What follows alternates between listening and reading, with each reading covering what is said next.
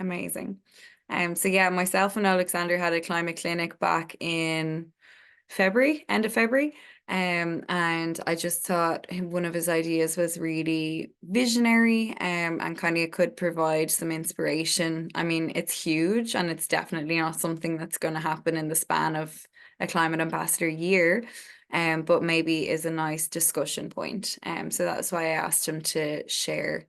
And I can see some more people in the waiting room. But Oleksandr, if you want to go ahead, share your screen and get started, I'll keep an eye on the waiting room and let people in as they come. Okay, no problem. Great. Share the screen. Fine now. Yeah, can you see the screen? Yeah, perfect. Great. Yeah. So, hi everyone. And first of all, thank you for having me here. It's a pleasure being a part of this event on the Earth Day in 2024. I intend to present my idea of sustainable and innovative housing in Ireland for 2050. But before, I'm going to provide you with a little bit of context.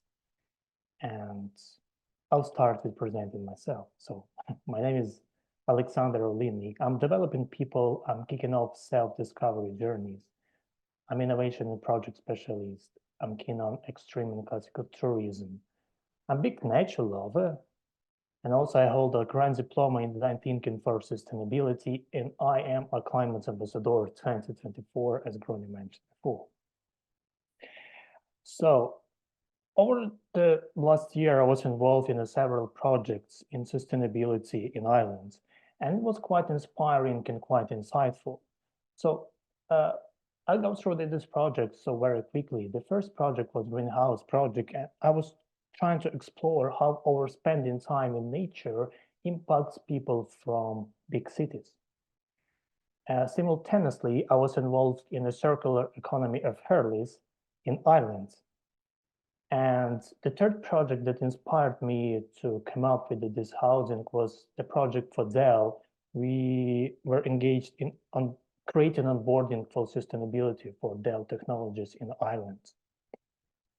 And summarizing this experience, I identified several problems for myself. So, and those problems are in Ireland, young generations do not value forest and are disconnected from nature to a high degree. There is an issue of deforestation in Ireland. Ash dieback kills ash trees so quickly and so unstoppably. And as a result, Ireland imports ash tree for the purposes of producing hurleys in Ireland. And there is also no massive tree planting effort, but if there is some kind of effort, there is no control over the process, which is a problem as well. And then lastly, office and remote workers in Ireland do not care about sustainability and do not feel a sense of personal responsibility. Sure, some people think about acting sustainably, but they just simply don't know how. And with those kind of insights, I figured out there is no big innovative project in Ireland to be implemented to solve those issues among others. And I started missing kind of, like the housing in the forest, as you can see on the screen. I lived in a sort of house, and I'm really imagining how I live in the same house or approximately the same house in Ireland. It might be a huge change to live like that here. But what the main problem for me here was the price. I personally find the housing in Ireland is not affordable and not inspiring. That was a kind of issue for me. And based on that, I came up with the idea of this modern and innovative houses in Ireland. And I called the project Ireland Green, color Ireland Green. So why is that and how is that? First of all, I want to tell you guys, it's not just my imagination. There are many problems you know about that, like climate change, labor shortage, transportation issues, housing shortage in Ireland, massive deforestation, and etc., etc., etc. So I formulated a problem statement for myself before moving to a solution. So the problem is people in Ireland need access to thriving forest and modern, sustainable housing because the country faces issue of deforestation, the housing shortage, and economic challenges. Also, there is disconnect between Ireland's vision and goals and actions on the ground. That's a huge problem. So now, how to solve it? I was thinking quite a while about how can we solve it. And the idea is simple. The idea is by kicking off just one big project for whole Ireland, for the next generation. And what does it mean for now? Well, it's very simple. There are 3 steps. Step number one is just start planting trees in Ireland in 2025. Over the next 20 years, managing the woodlands and developing modern and innovative housing for the future generation. And approximately in 20 years, we can start implementing this project, these buildings in real. So in this woodland, we can build simple houses, which might be inspiring and affordable. I'll talk about this later. So to be more specific, I'll give you a couple of ideas how I see this housing and what's going to be inside. So by applying clustering economics to develop fully independent biophilic units in terms of electricity, heating, food, maintenance, social life in those buildings or houses, woodland maintenance, etc. Very important, making this apartment or houses affordable with no profit gain from building it. This is a main source of profit just for building a house. And creating permanent workplaces to maintain and keep the units independent. They're very important, they should be independent and not connected to the other units. And now on the screen, you can see how it's gonna look like. Just imagine the houses like in the forest. It shouldn't be higher than the forest itself, but 1 or 2 floors is enough for a good sustainable living there. And it's not just imagination, it's possible. I spoke to many constructors to a PhD in forest in UCD University, in DC University. They say it's real, can become a real in a shirt. So, and the next, I want to see there are underground and overground parkings as well, because there are parking issues in Ireland. And good to have yoga rooms, a church there, personal greenhouse for everyone who loves planting something. Public orangeries, share shops, remote working zones, very important for now, barbecue zones, etc., etc., etc. But I personally find that placing 3D printing station for repairing things is a good idea. It's very good circularity of product. Self-service garages for people who know how to fix cars, and workshops for people who don't know how to fix cars. We can teach them. Well, and the main issue for islands is transportation as well. Well, how I see that there is maybe a network of monorail trains operates between a group of units or towns, or, which is possible, a metro connects the group of the units and downtowns, for example, Dublin and the units in the forest. And finishing that, it might be a fair question, who is going to do that? Well, perhaps people. But to be fair, there is actually a lot is going on. For example, there are biodiversity action plan by governments, people trying to improve Dublin and other cities and towns. There are eco homes, like a small initiatives around the area. There is a lot of going on, many social enterprises involved in this kind of sustainability journey. And the climate ambassador as well. So, but what I'm proposing is to focus on SDG number 17, which stands for Partnership for the Goals. Personally, I believe that people can connect and create a better future. But what is very important on this stage is is taking responsibility, because sense of personal responsibility is essential for starting improving your community. So, and now I want to invite you guys to take a small action on your community level. And maybe tomorrow or the day after tomorrow, we can speak about the huge issues and huge ideas how to solve these issues for Ireland. Because I believe in a better future and a better earth. But for me, better is possible just by doing it. Thank you for listening, guys. Thanks so much, Oleksandr. Do you want to stop sharing your screen there, and we will hopefully be able to see everyone then? Stop at this. Awesome. Well Thank you, guys. done. Cool. I mean, I have seen your ideas now a couple times, and I do think they are great. As I said, they are so big. And, you know, really looking at kind of transformation in Ireland. I'm really keen to hear how other people who've maybe just seen it for the first time, what they think. Anyone want to jump in and let us know what you're thinking? What's your initial response?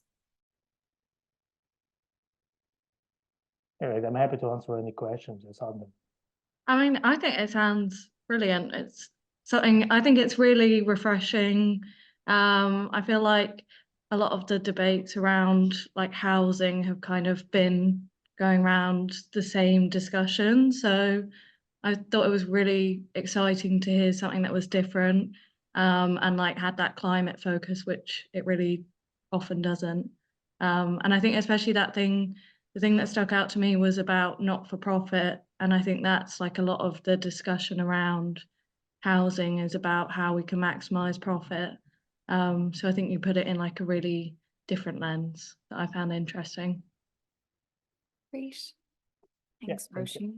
Yeah, what I Anyone want to else say, wanna- because I moved to Ireland like 2 years ago, I've seen different, different houses, different approaches to building and living life, and the fresh look is very essential. And yeah, you mentioned that. Thank you for that. Sharmila, did you want to jump in?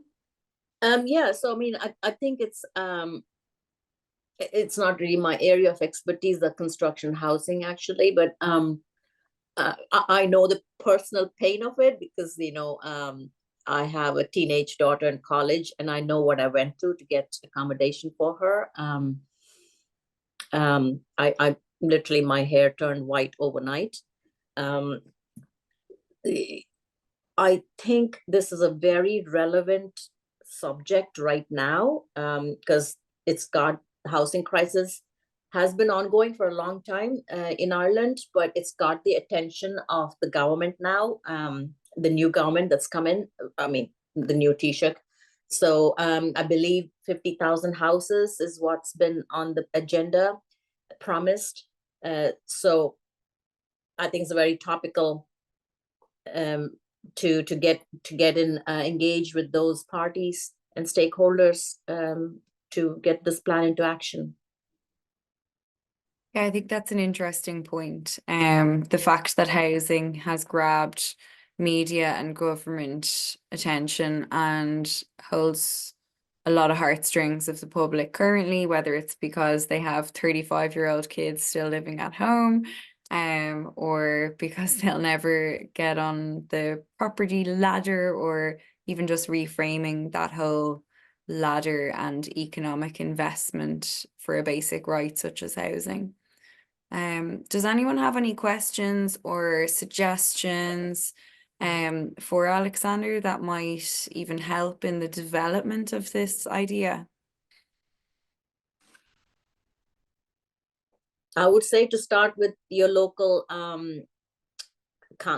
councillors. I mean, how is the structure set up? Like, are they like housing development councillors or representatives locally wherever we are, or? So every local authority would have like town planners, and then ultimately for any new developments, like mostly housing developments, that would go to vote to the council, and they would maybe rezone land from agricultural to residential or something like that. Okay. So Yeah. there's a couple of different, I suppose, on board Planola as well. Sorry, Trevor, go ahead. No, I was just wondering, is it going to be based in greenfield sites or actually in established woodlands? Great question. Oleksandr, do you want to take that? Very good question, you know. But just again, I answer to a couple of people. As far as I see it, it's not a local, it's not a community level. I think it might be patterned by government idea, like say a snow project in Saudi Arabia. They have this idea of building a house in a desert, which is great. And what I think is the government should take responsibility. Yeah, I need to present it. You know, it's very perfect when I presented it to a PM or responsible for houses in Ireland. But I think this might be a huge idea, huge big idea initiated from the tops, and everybody should fit into, you know, to implement. Just they should be given orders. So that's how I see that. But Trevor, could you please repeat your question to answer it properly? Yeah, it was about are the houses going to be built in a greenfield site and then the woodlands planted around about, or will the woodlands be already established? I'm just kind of wondering how would that be, because the trees are going to take 15 years to get to the height you showed in the images. So it's obviously an infrastructural project, so it will be probably public land, I would imagine, rather than private, because private is going to be too costly to purchase or for a project like that. So it would probably have to be public land. Yeah, it definitely should be public lands owned by people of Ireland. Yeah, but what essentially here to this idea to start, there are a lot of fields, you know, and if you plant trees now, you suggested right, it takes 15, 20 years to grow, yeah. So, and we'll spend these 20 years for innovating and developing sustainable sustainable housing, you know, and in 20 years, when the woodland is grown, you can start implementing it. So it definitely should be public. With the access, it should be transparent. And there is no way of building affordable and sustainable houses if it's private, from my point of view.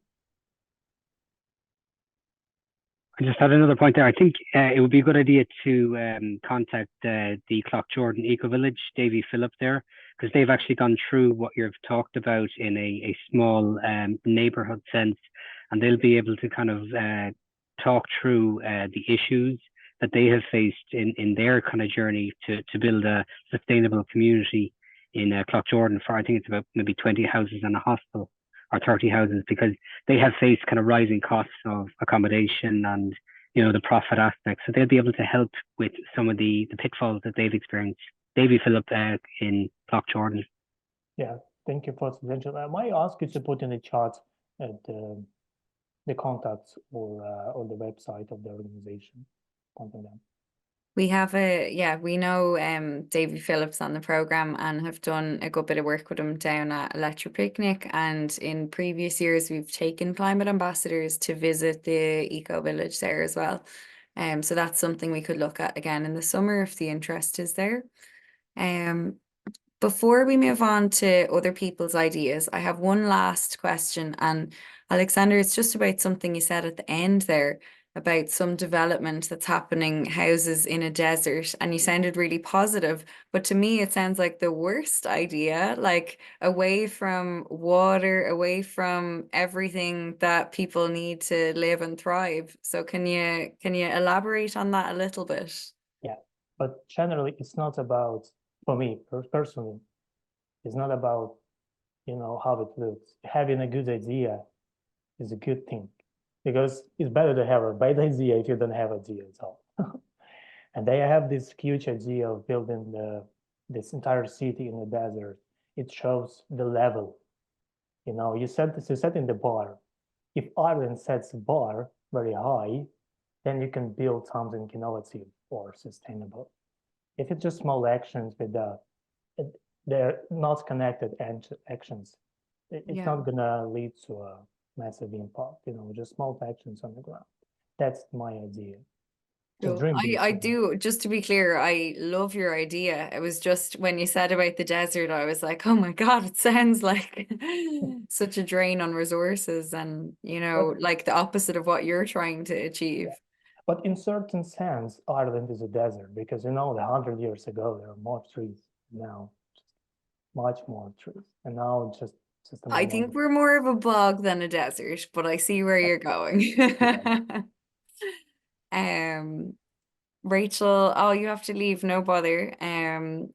Thanks so much for joining. Okay, so I know Sharmila has an idea she wants to pitch to the group and hopefully get some help and support. So let's hear that now, and then maybe while we're listening, if anyone else has one as well, they can go next. Okay.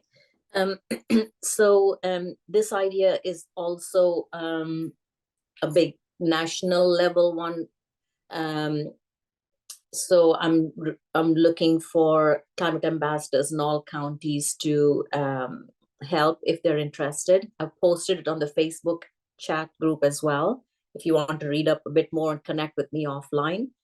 So essentially what this is about, through the last year, over the years, and especially through last year, I feel the level of business marketing has reached a real pitch level, where the marketing is really gone out of the seasonal window and pretty much has taken over the entire calendar year, that you're kind of literally seamlessly pulled along on the stream of excess consumerism.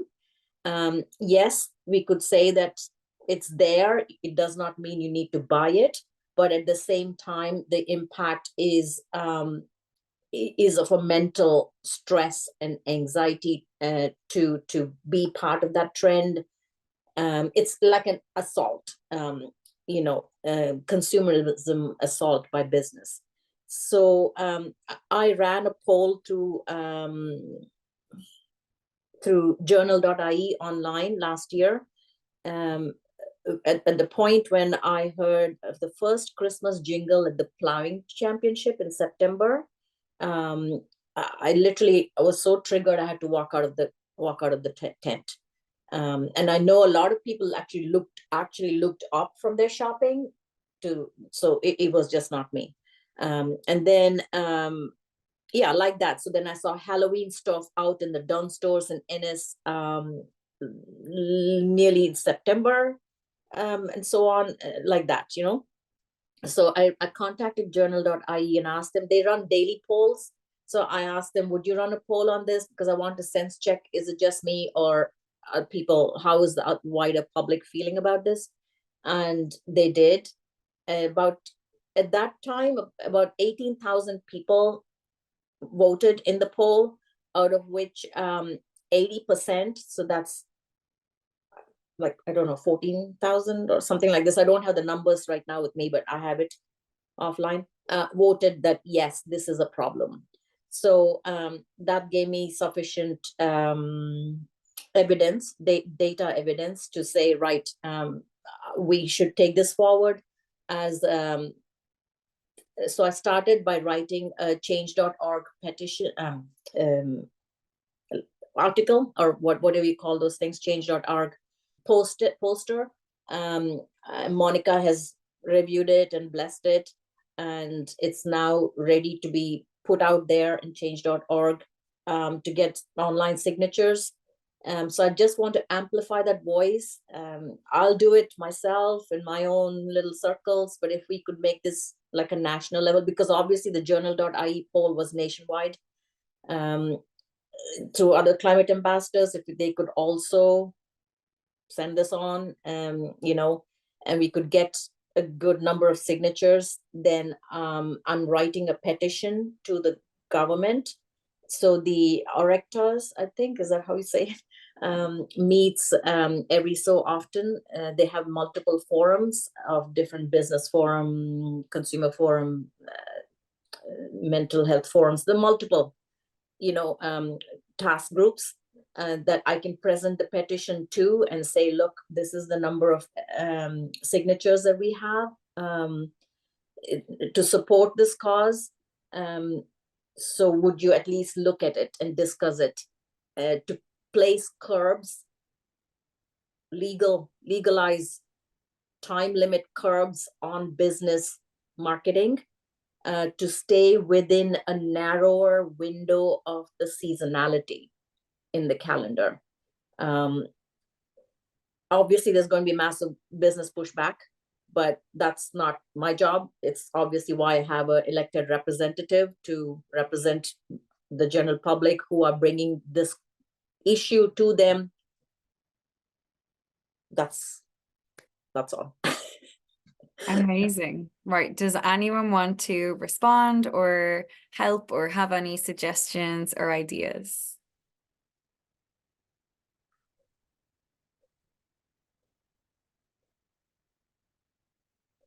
No takers?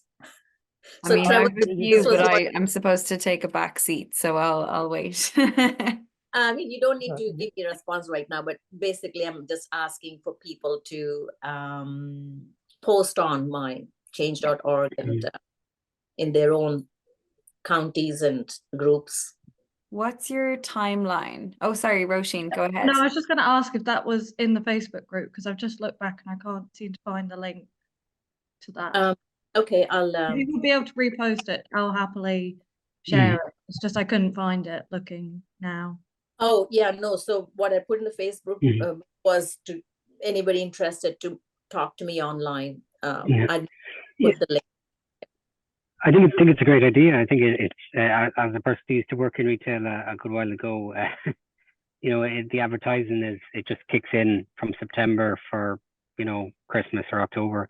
So I fully agree, and it's fueling kind of a mass kind of consumption of useless products basically. But I think it's probably the advertising standards authority of Ireland is a place to actually potentially start, or to look into. But I think it might be a pilot to do in a community, like a transition community, like if you're based in the south, maybe in your own community, you know, like Kinsale transition, or they might be more receptive to doing it, and as a kind of a small practice, and then seeing what happens out of that. But I don't know, because the lobby's so big for government, I think it might be good to try find a loophole in the national advertising strategy, and seeing if there's any way of actually teasing that out, like, you know, to bring it to your representatives, because it's quite a large one to take on, like, as such, you know. Yeah. So this is why, like, so I looked up the Orector's principles and how the task groups work. So the public can write in a petition, and they'll consider it. And if they think it has merit, it goes on to the DOL for debate and then eventually to legislate and so on. So I just wanted to get some base of signatures to take it forward as to evidence through data, hard data, that there's this number of people actually saying this is not a good thing.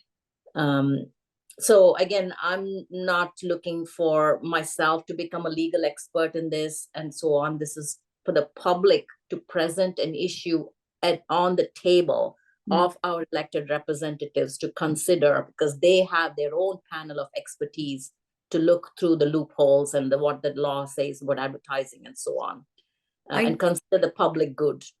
Yeah, I think what Trevor said there, though, might actually be like a helpful suggestion at the local side. So we have elections coming up on June 7th. So like, I know you want to use climate ambassadors to push the petition, and I think that's great. It's definitely something we can support. Local reps are going to be knocking on doors. And I would imagine even some climate ambassadors probably go out and help with canvassing, that kind of thing, if they're politically active. So maybe that is something to consider. I know you want it on the national scale, but could these pockets of local groups support that kind of in a coordinated effort before the elections? I don't know, it could be something to flag, maybe. So in my local area, those steps that I need to take, I will be doing that anyway. So I Yeah. think what I'm asking in this forum is if there are people interested who might want to replicate what I'm doing locally in their own local. Yeah. Yes, just to kind of get this bigger. Yeah. So That sounds great. Cool. so if anyone of you is interested, you know the idea. I'm on Facebook, and please reach out if Great. And do you have maybe contacts in the journal? Could you go back and pitch a story or an idea? I know we have some contacts in the journal. No, I don't have contacts. It was just like a email to the general, email that somehow they picked up and ran it within that week. So Amazing. Well done. Yeah, brilliant. so thanks. Does But anyone yeah, else? Yeah, go for it. if you have contacts in journal, Yeah. maybe a place. I don't think they would promote private change.org. No. But if you pitch an article to one of their journalists, it's kind of like a press pitch. That's something that we've done in the past. So we could look at that. Okay, I mean that would be very useful. Yeah. The way we usually sell it is it's a personal story. So it would maybe be about you, why you're a climate ambassador, and then what happened when you saw this. So say when you started talking, like I thought it was really powerful around, you were at the ploughing, immediately we're all there with you and you heard this Christmas jingle. So that's kind of part of the whole storytelling thing, which you seem to have down. So it would just be about getting that pen to paper, finding the right journalist and building an article from there, which I think could really help. Okay, I mean, yeah, happy to explore if you have journal contacts. Yeah. I think if you have an interest in podcasts or something like that, if you put a Christmas tune at the very beginning to a like a little recorded piece, to make a bit of footage as such, like an audio or a visual clip, that you could actually put out there to back your campaign or to go along with the change.org, it might be quite powerful.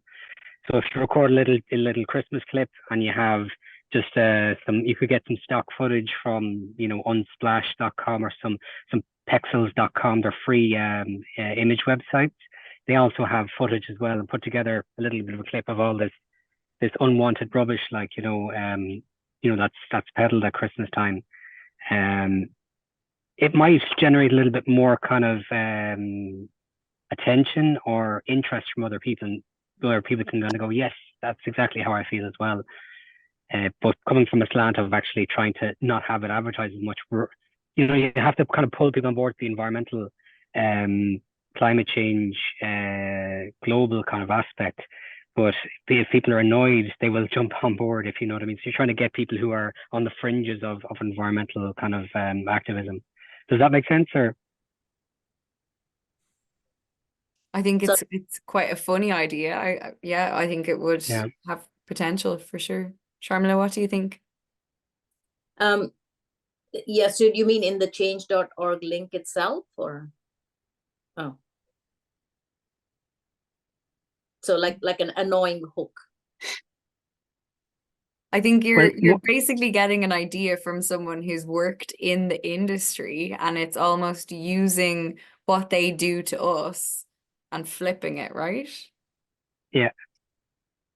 I think you could use it in change.org, or you could actually put it onto Instagram, or you could put it anywhere. But the whole point being that it's content that you can actually put out there to draw attention to wherever the actual or the petition itself, and that might be picked up. There's a lot of hungry kind of newspapers out there looking for stories. Be it a slow week you may not get national press, but you might get regional press.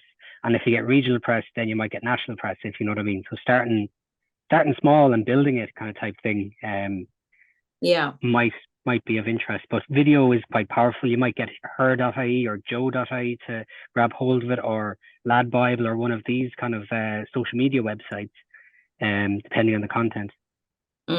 Yeah. Yeah, no, that's, I was thinking of going to the local radio station. Hopefully won't rile up local business and they'll like, shut me out the door. But yeah. I used to work in marketing myself. So my background is marketing. So, and I know very well that the first thing that we are taught in marketing school is to create wants and convert needs into wants. That's what it is. It's the consumerism cycle. Ava, did you want to come in there? Sorry, am I pronouncing your name correctly? You are, yeah. Great. You can hear me okay, can you? Yeah, I was just going to say it's a really great idea. I think you could get a lot of people behind you. Going on what Trevor was saying, I don't know, would it be possible to like interview people on their frustration around this? Like, it is, I always notice it every time September, October comes around. And I would be talking to my friends about it and just getting so annoyed. It's like, why is there Christmas decorations up before even Halloween comes around? So I don't know, yeah, would little interview snippets or like what Trevor was saying about some Christmas tunes and, videos, Christmas tunes with like videos of people and it's still kind of summer weather or something like that, that's really jarring. Really capture people's attentions. I was wondering as well if you're just going to focus on Christmas or because I suppose Christmas is kind of the big one, but it is kind of an issue as well with Halloween and then also Easter in some way. I can see the headlines now. Climate ambassadors, bah humbug. Yeah, no, it's not just Christmas. It's the entire calendar year. You literally are just said goodbye to the year when you're already into New Year celebrations. You barely got to that, and you're into Valentine's. And I mean, this Easter, I felt for the first time as though it was a second Christmas. Like it took me 2 hours to get out of Tesco. It was unbelievable. The crowds and I couldn't believe it. Like, I couldn't understand why, what's going on. Like, one thing that's actually it's very kind of prominent at the moment. Local elections are going to be putting up posters soon enough, and one of the aspects that Tidy Towns campaign against and different community groups, residents associations campaign against is a election poster free town or village. So if you look at that kind of approach, you could actually build a kind of a campaign, borrowing bits, because there's no point in reinventing the wheel with any of these solutions because they've all been done before in some form or another. There's a great book called Steal Like an Artist. And it's basically about artists kind of borrowing, be they a painter or a musician, everyone borrows bits from everyone. So in this particular ambassador program, I think it's do what's already been done, maybe in a different country, and just copy it, change the language, change the procedure for the cultural kind of masses, and it may well work, But the election poster free kind of towns and villages is something that is similar but different, but might be cues there to take from. So can I then count on all of you to share on my change.org link, please? And I post it in Facebook. I'll prepare it and I'll try to do that jingle thing. The jar. The idea was kind of developed here. If video creation and content creation, if that's not your expertise or if you're not 100% sure, you now have a very specific role that you can follow up with in that group or in this group here to see, hey, does anyone on this call, like, could you potentially do that? Or Fava's idea around the interview frustrations. Like, I know there's a huge amount of climate ambassadors that have fairly epic video skills and are maybe run their own pages, content creation. So you don't have to do it all yourself. Like, once you've kind of got a bigger picture on the exact skills you need and the exact jobs you need done, that's a more tangible ask for a lot of people, do you know? Okay, I mean, that's perfect, because that's exactly what I was thinking, because I need to start learning this podcast stuff, because that wouldn't be but yeah, if there's resources that you know of, Grania, that happy to Yeah. tap them for sure. I Yeah. think I might do offline, maybe. Yeah, those you can send me a small paragraph of exactly what you're looking for, the ideas based on this call. And if no one on this call has time to do it or wants to do it, we can put it in the newsletter, and get that sorted. Great. So we are just out on time. It is 1:45. So before we wrap up, does anyone else have an idea they want to share, or anything at all?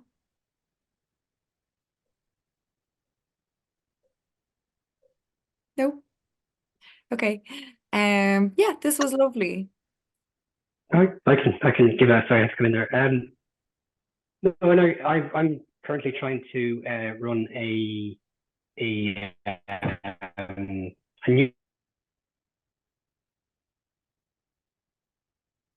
Leitrim, but I have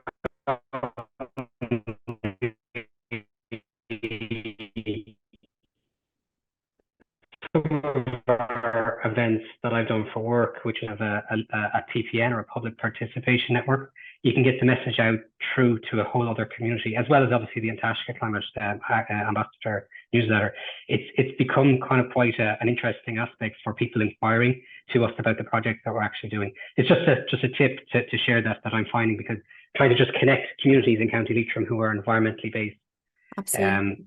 I might just get you to repeat the start of that, because just as you were coming inside, your signal went a bit.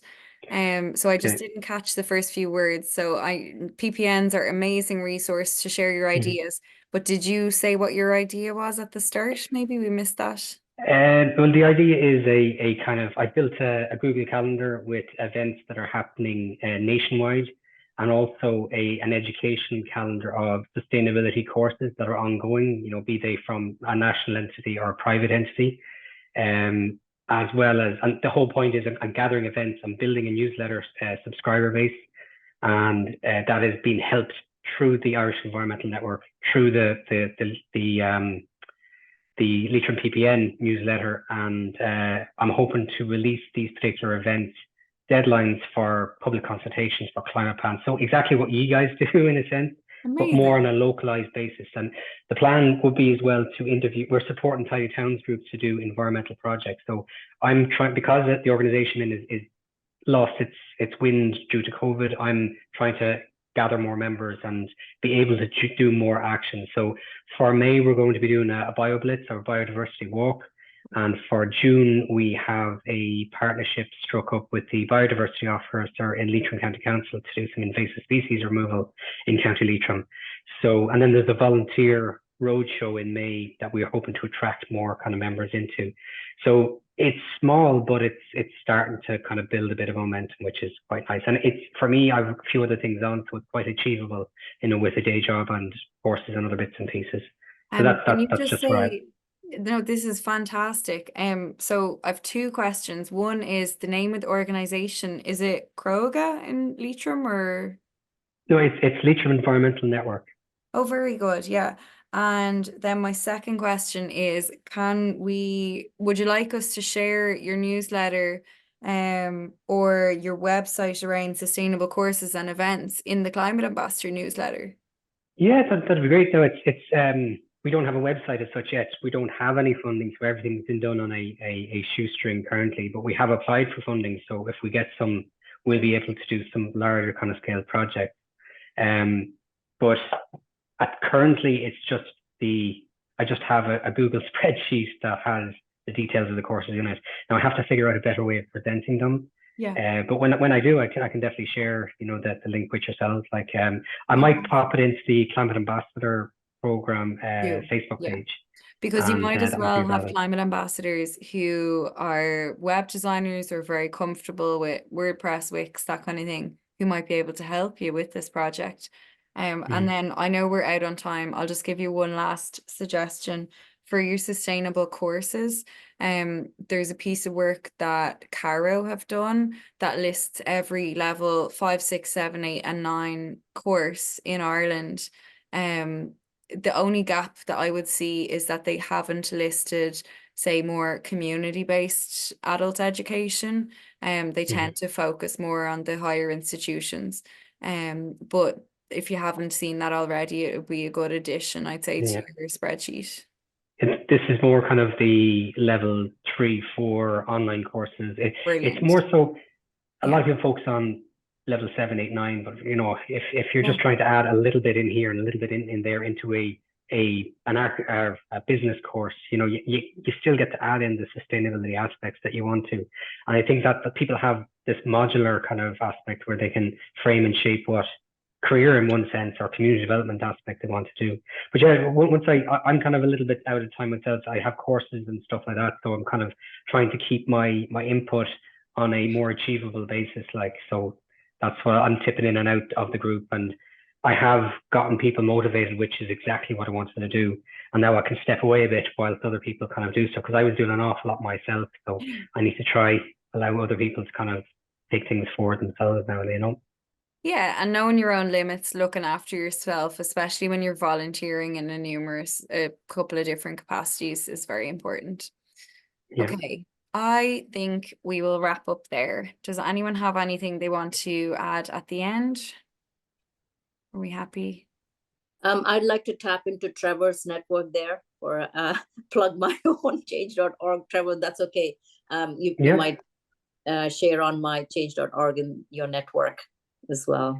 Yep, I will need that. We have if you send the link into the ambassador program or send a message to me, I can share it.